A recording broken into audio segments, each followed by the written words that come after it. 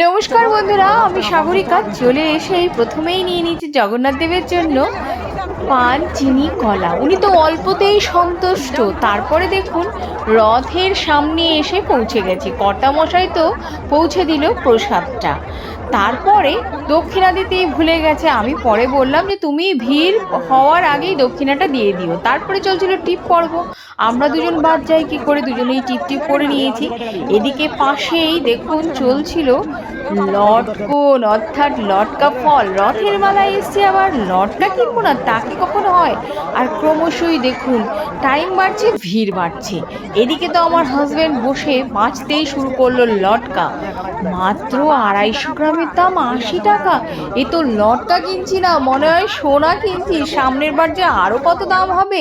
তারপরে দেখুন আমার বরের মনে পড়েছে যে দক্ষিণাটা দেওয়া ডিউ রয়েছে, তো ভগবানকে দক্ষিণাটা পৌঁছে দিল। তারপরে যে পুরোহিত মশাই সে হাসছে। তো যাই হোক, দুজনে বন্ধুই ছিল, একসঙ্গে পড়াশোনা করছে, হাসতে হাসতে বেরিয়ে এলো। তারপরে দেখুন এই যে প্লাস্টিকের পুতুল দেখতে পাচ্ছি, খেলনা দেখতে পাচ্ছি। আমাদের সময় কিন্তু মাটিরই বেশি পাওয়া যেত। যাই হোক, আমি সেটা ভিডিও করতে পারিনি। আর এই যে নাড়ু, গজা, আচার, এটা কিন্তু খুব পাওয়া যায়। তিলের খাজা, এগুলো কিন্তু টাটকা এবং ফ্রেশ। নিতে তো হবেই, অল্প পরিমাণে নিব। মিষ্টিটাকে বেশি অ্যাভয়েড করারই বর্তমানে সকলে চেষ্টা করছে, কারণ কখন কার কি হয়ে যায় তার কোনো ঠিক নেই। তারপরে এই যে দেখতে পাচ্ছেন, এটা হচ্ছে লক্ষ্মীর ভাণ্ডার। এটা কিন্তু সেই লক্ষ্মীর ভাণ্ডার নয় যেটাতে আমার মা ঠাকুমারা সংসার চালিয়ে সংরক্ষণ করতো সামান্যতম পয়সা। আর এই যে দেখুন, রথের মেলায় আসবেন, জিলেপি খাবেন না তা তো আর হবে না।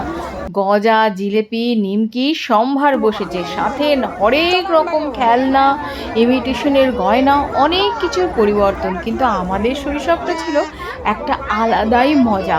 চারিদিকে যখন আসতাম, জলপাই ফুলের ফ্লেভার পাওয়া যেত। জলপাই গাছ তো আপনারা চিনেছেন, তার ফুল পড়ে থাকতো। আর এই যে রথের মেলায় এসে আমরা মাটির খেলনা বাটি নিতাম, আর জলপাই ফুলটাকে তৈরি করতাম ভাত নিয়ে, সাদা সাদা বেশ সুন্দর। রান্নাবাটি খেলতে কিন্তু ভীষণ মজা লাগে। কারা কারা রথের মেলায় এসছেন একটু কমেন্ট করে জানাবেন। আর শৈশবটাকে খুব সুন্দরভাবে স্মৃতিচারণ করবেন। আমাদের শৈশবটা ছিল সত্যি অন্যরকম। তারপরে এই যে দেখুন, এই যে এই সব খেলনা, এটা নিয়ে নিলাম হেরিকেন। কি সুন্দর না? এদের সময় অনেক কিছু পাওয়া যায়, আমাদের সময় আবার এত রং বেরঙের জিনিস পাওয়া যেত না।